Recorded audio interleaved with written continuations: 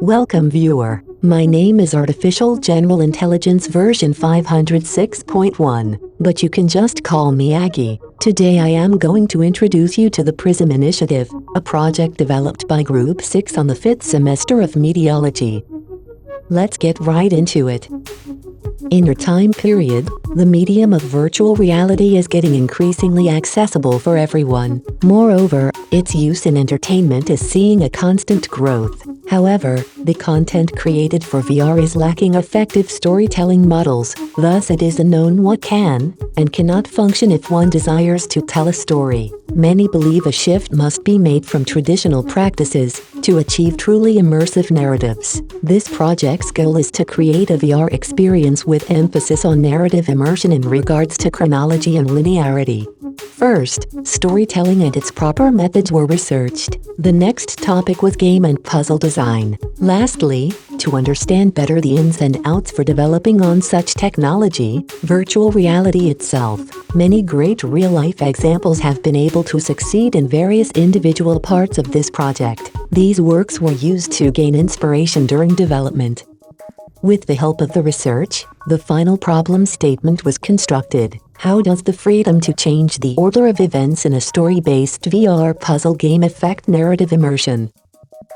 A seemingly utopian science fiction world, waiting to be struck by disaster, a place where traversing through time seems to be becoming reality. The PRSM Initiative, a narrative puzzle game where you take on the role as the first test subject of the time machine. During the procedure, the scientists experience a malfunction, and through puzzles that extend into several time frames in the past and the future, you must find your way out of the machine and back into reality. In your journey you will find out more about the background of the project and get to bond with your trusty sidekick, me, Aggie, the artificial intelligence.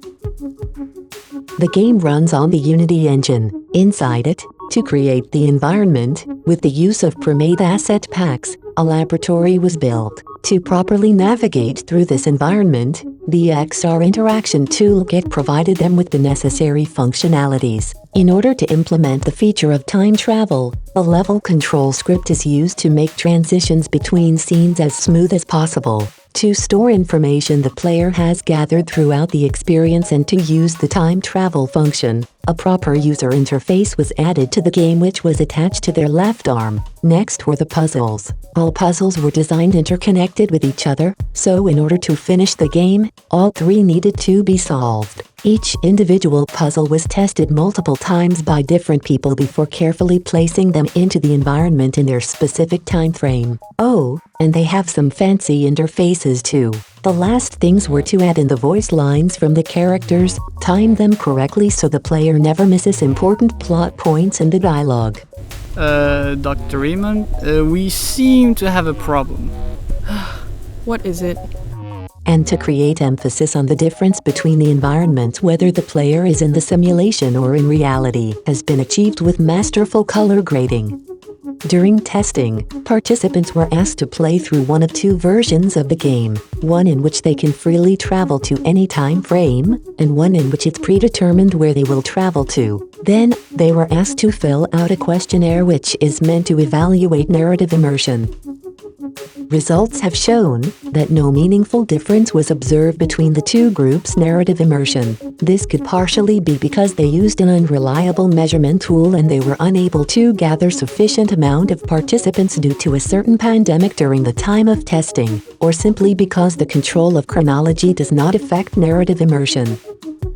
Other issues observed that might have affected the data could be addressed by improving the tutorial, a comprehensive and feedback system, general polish of the teleporting mechanic, increased environmental storytelling, expanding on the narrative, or perhaps implementing adaptive storytelling solutions.